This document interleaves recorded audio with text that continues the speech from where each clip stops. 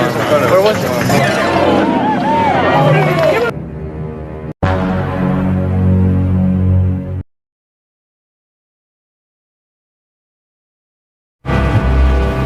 Kisah akan berfokus pada seorang veteran perang Vietnam bernama Travis Bickle. Ini orangnya. Saat ini Travis tinggal di kota New York dan bekerja sebagai seorang sopir taksi. Namun rasa hampa dan kesendiriannya membuat Travis memiliki masalah dengan tidurnya yang biasa disebut dengan insomnia. Akhirnya Travis mengajukan diri untuk bekerja double shift, siang dan malam, siap ditempatkan di mana saja dan kapan saja asalkan memiliki aktivitas untuk mengisi waktu luangnya. You want a hack for it, Bickle? Anytime, anywhere. It's real clean, like my conscience. Lampu jalanan, asap kendaraan, dan sampah masyarakat selalu menemani setiap malamnya, dan hal itu sebenarnya sangat dibenci oleh Travis. Mulai dari wanita pengencrit, pecandu, homo, waria, penjual narkoba, dan lain-lain, dianggap hanya menjadi sampah yang mengotori keindahan kota New York. Bekerja di malam hari membuat Travis seringkali mengalami kejadian yang tak terduga. Salah satunya saat gerombolan kulit hitam melempari mobilnya secara tidak karuan, namun Travis tidak memperdulikan hal itu.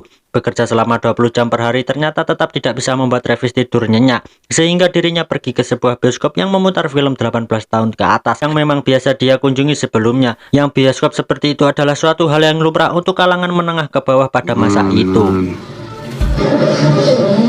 Sense of someplace to go. Suatu hari saat sedang narik, Travis pun melihat seorang wanita cantik yang membuatnya langsung jatuh cinta pada pandangan pertama. Wanita itu pun masuk ke sebuah kantor tim sukses Charles Valentine, seorang pejabat yang kebetulan sedang mencalonkan dirinya untuk menjadi wakil presiden pada pemilu mendatang. Now, all the ones we have before. Wanita ini bernama Betsy, seorang karyawati yang sedang tergabung dalam tim humas kampanye yang bertugas untuk membuat slogan-slogan yang berkaitan dengan program Charles Valentine. Keesokan harinya, Travis dengan pakaian rapinya pun nekat memasuki kantor tempat Betsy bekerja, mengaku ingin menjadi sukarelawan untuk mendukung Charles Valentine sebagai wakil presiden, berharap hal ini bisa membuatnya menjadi dekat dengan Betsy. Great. I'll take you right over here. Dengan belak-belakan, Travis pun mengatakan bahwa Betsy adalah wanita cantik yang pernah ditemuinya seumur hidup, sehingga Betsy langsung tersipu malu dan mau diajak untuk nonton bareng oleh Travis. Dan alangkah polosnya Travis ketika Betsy diajak nonton film di bioskop yang biasa dia datangi, yakni bioskop yang menayangkan film 18 tahun ke atas. Ketika film diputar, awalnya semua nampak normal-normal saja, ada drama, antagonis, dan protagonis. Tetapi ketika durasi sudah mulai memasuki adegan reproduksi, Betsy pun mulai merasa tidak nyaman ketika adegan tersebut mendominasi durasi film, bahkan lebih lama ketimbang adegan dramanya, yang alhasil Betsy pun segera keluar dari bioskop dengan raut wajah penuh kekesalan. Why? I don't know why I can't. Movies, but if I Is the only kind of movie you go to? Travis sempat memberi pengetahuan bahwa film ini biasa-biasa saja baginya, yang memang sering ditonton oleh pasangan yang sedang kasmaran. Tetapi Betsy berasal dari seratasan sosial yang berbeda, pemahamannya pun jelas berbeda, yang membuat Betsy pergi meninggalkan Travis pada saat itu juga. Which is different. Well, yeah, I mean, I come and, but please. Sejak malam itu Travis pun berulang kali mencoba hubungi Betsy yang pastinya sudah ilfil dan gilo dengannya, sehingga Travis akhirnya nekat mendatangi kantor tempat Betsy bekerja, berteriak dengan nada tinggi dan kata-kata makian, mencoba melampiaskan kekecewaannya terhadap Betsy yang dianggapnya hanya memberikan harapan palsu tanpa menjelaskan apa-apa. Many people like that. Singkat cerita, malam pun tiba. Ketika Travis sedang narik, dia pun mendapat customer, seorang gadis muda di bawah umur bernama Iris. Dia berteriak meminta untuk keselamatan, tetapi tak lama muncullah seorang pria yang menariknya keluar, yang karena tidak tahu apa masalahnya, Travis pun memutuskan untuk tidak berbuat apa-apa.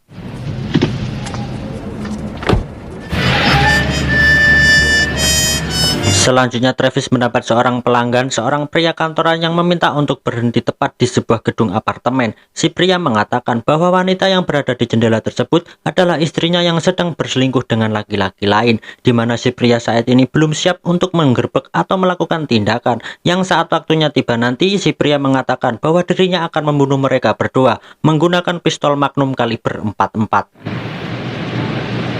But you know who lives there? Perkataan pria itu pun mulai merasuk ke dalam pikiran Travis, di mana kesendirian dan kekosongan pikirannya membuat Travis mudah terpengaruh dengan hal-hal yang dijumpainya, termasuk pistol Magnum kaliber 44 yang dikatakan oleh pria Pick up tersebut. these two fags, you know, they're going. That's what I can do to her face. Dan secara kebetulan saat ini Travis sedang melihat sebuah acara televisi yang menayangkan pidato dari Charles Valentine yang secara tidak langsung telah mengingatkannya pada Betsy, sehingga Travis mulai memiliki niat buruk untuk menyakiti Charles yang dianggapnya adalah atasan atau bos Betsy yang pantas untuk menerima pelajaran atas kekecewaannya tersebut. People are rising to the demand. Berkat seorang kenalan sesama sopir taksi, Travis pun menemui seorang penjual senjata ilegal. Di sana dia diperlihatkan beberapa senjata yang cukup keren, yang salah satunya adalah pistol Magnum kaliber 44. Dengan uang yang dimilikinya hasil nyupir, Travis pun membeli 4 buah pistol yang berbeda dan berniat untuk menjadi sosok baru dengan mendobrak kehidupannya saat ini. Ada 2 rencana pilihan yang ingin dijalankan oleh Travis. Pertama, membunuh Charles Valentine. Kedua, melenyapkan sampah masyarakat yang mengotori pinggiran kota New York. A little honey. You take this and wait here. I'll walk down with you. Travis pun mulai menjajal satu persatu pistol miliknya, tak terkecuali menyiapkan beberapa senjata di balik bajunya agar siap pakai. Salah satunya adalah perangkat yang bisa membuat pistolnya muncul secara otomatis yang terdapat pada lengannya.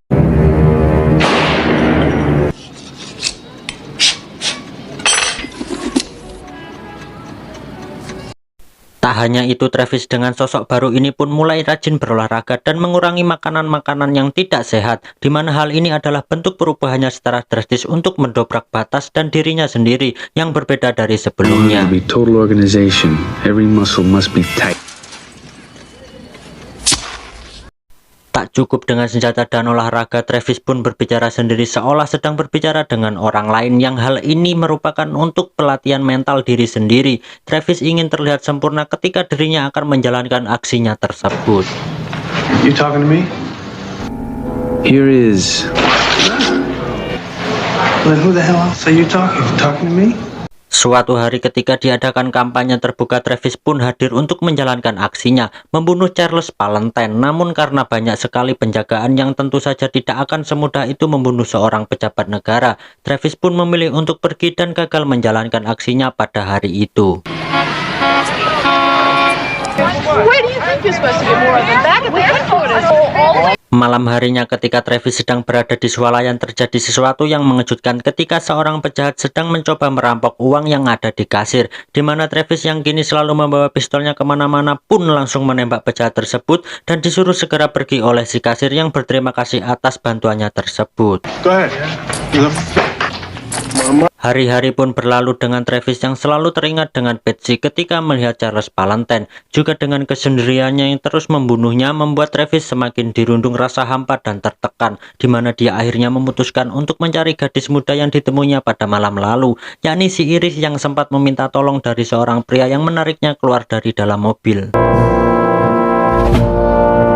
Ternyata Iris adalah seorang wanita pengencrit yang bekerja kepada seorang mucikari bernama Sporty. Setelah tidak berhasil membunuh Charles, Travis akhirnya beralih tujuan keduanya, yakni melenyapkan sampah-sampah masyarakat yang ada di kota New York. Dimulai dengan membantu Iris keluar dari lingkaran hitam alias dunia prostitusi yang digelutinya selama ini. $15, 15 minutes, $25 half an hour. Mereka berdua pergi ke hotel tempat biasanya Iris melakukan pekerjaannya, yang di situ Travis harus membayar sekitar $10 sekitar 15 menit bersama Iris. Yang ketika Iris akan membuka baju, Travis langsung menjelaskan bahwa dirinya bukan ingin melakukan hal seperti itu, tetapi hanya ingin berbicara mengenai Iris yang sempat meminta bantuannya pada malam itu, yakni membuatnya keluar dari dunia hitamnya tersebut. I tried to get into your cab one night, now you want to come and take me away. Oh, look, can I see you again? That's not hard to... Keesokan harinya mereka berdua pun bertemu kembali sesuai janji kemarin. Di sana Travis kembali menjelaskan tentang maksud dan tujuannya, yang pada intinya Travis ingin agar Iris keluar dari pekerjaannya dan dia akan memberikan semua uangnya untuk bekal Iris bisa memiliki kehidupan baru. No, I want you to take it. I don't want you to take it. Sempat ditanya apakah Travis tidak sayang uangnya, Travis pun menjawab bahwa dirinya bingung menggunakan uangnya selama ini, sehingga dengan diberikannya kepada Iris semua uangnya tersebut, Travis berharap bahwa uang itu akan lebih berguna jika Iris yang menggunakannya. Tapi sebelum memberikan uangnya, Iris diminta untuk keluar dari pekerjaannya terlebih dahulu, sementara Travis akan pergi sementara waktu untuk menyelesaikan beberapa urusannya. I want to do it. I don't have anything better to do with my money. Faktanya tawaran Travis ternyata tidak membuat Iris berubah pikiran. Sempat sih berubah pikiran, namun karena selain Travis adalah orang asing yang baru dikenalnya, seperti sang muncikari pun berhasil merayu Iris yang seperti biasa dia lakukan selama ini, sehingga Iris memutuskan untuk tidak jadi keluar dan tetap pada profesinya tersebut. How much I need you. Kembali ke Travis yang semakin lama semakin kuat keinginannya untuk menjadi seorang pahlawan, di mana kali ini Travis benar-benar sudah yakin akan mengambil resiko tinggi dengan siap mati jika terjadi suatu hal yang tidak diinginkan, yang hal itu dibuktikan dengan memasukkannya semua uangnya ke dalam amplop yang akan diberikan kepada Iris sebagai bekal hidup barunya nanti. Really, my whole life is pointed in one direction. I see that now. Dengan gaya rambut model cepmek sebagai bentuk pemberontakan, Travis pun kembali menghadiri kampanye terbuka yang diselenggarakan oleh Charles. Namun untuk kedua kalinya Travis harus gagal karena acara tersebut dipenuhi oleh para penjaga dan intel yang melindungi Charles dari setiap ancaman yang akan terjadi. I saw him run. Where was he? Dengan kegagalannya tersebut, Travis tidak menyerah dan beralih ke opsi kedua, yakni menghapuskan semua sampah-sampah masyarakat dengan mendatangi Sporty si muncikari di tempat kerjanya. Saat itu Sporty terlihat sedang menunggu para pelanggannya tepat di depan gedung hotel, untuk kemudian Travis mendatanginya dan tanpa banyak cakap, Travis langsung menembak si Sporty di perutnya hingga dia tergeletak tak berdaya. Selanjutnya Travis pun masuk ke dalam hotel dan menembak si penjaga hotel yang biasa menerima panggilan para pria hidung pesek, tapi tiba-tiba Sporty menembaknya tepat di bagian leher, sehingga Travis kembali menembak si Sporty yang kali ini dia berhasil membuatnya terbunuh. Tak cukup sampai situ, ketika Travis akan masuk ke kamar Iris, muncul seorang pelanggan yang merupakan anggota gangster. Lantas ditembaklah Travis di bagian yang cukup vital. Namun dengan pistol yang bervariatif yang dibawanya, Travis berhasil membunuh anggota gangster tersebut, masuk ke dalam kamar Iris dan duduk dengan banjir darah sebelum akhirnya polisi datang dan mengamankan tempat tersebut.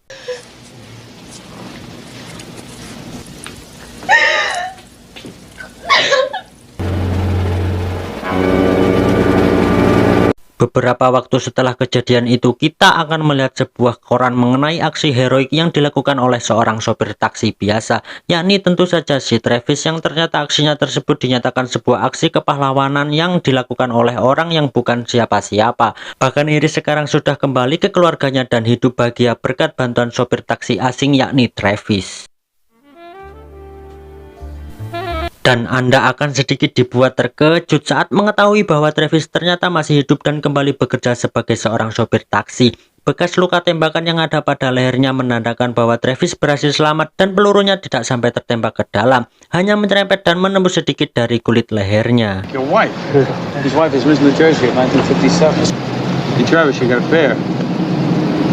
Malam itu juga Travis mendapatkan seorang pelanggan yakni si Betsy, yang kini mulai simpati kepada Travis setelah membaca berita di koran mengenai aksi heroiknya, yang meskipun sikap Betsy sekarang menjadi lebih baik dan nampak perhatian, Travis sudah belajar melalui masa lalu untuk tidak terlalu larut dalam perasaan, sehingga setelah mengantarkannya sampai ke tujuan, Travis langsung pergi dan tidak memungut biaya apapun dari Betsy.